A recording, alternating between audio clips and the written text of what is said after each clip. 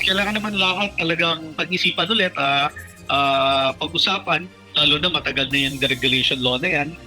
Kailangan na ng mga amendments, no? Marami na rin pag-uusap at solusyon tungkol dyan. Panahon na para talakayin ng Kongreso ang posibleng pag-amyenda sa oil deregulation law.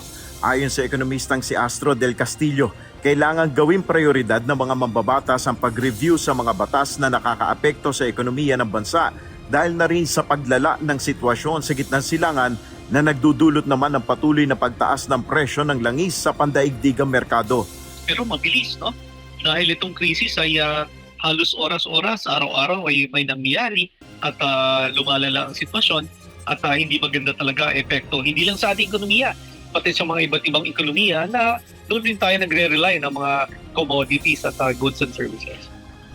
Sa ilalim ng oil deregulation law, ang mga pribadong kumpanya ng langis ay malayang nagtatakda ng presyo ng produktong petrolyo batay sa takbo ng pandaigdigang merkado. Bagay na tinututulan ng ilang mambabatas at grupo. Ngunit kung si Pangulong Ferdinand Marcos Jr. ang tatanungin, hindi naman niya isinasantabi ang pag-amyenda sa naturang batas.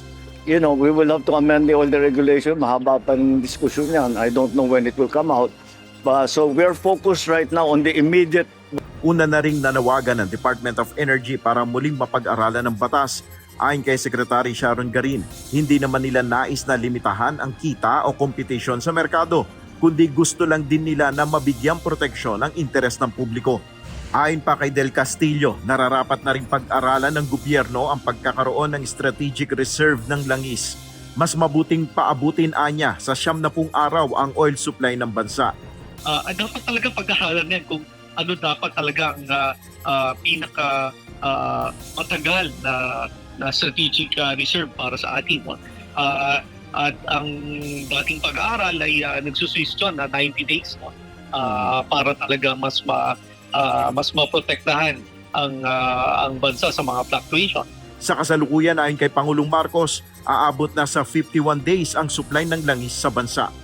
Nel Maribuhok, UNTV News and Rescue, Diyos ang aming sandigan, serbisyo publiko ang aming pinahalagahan.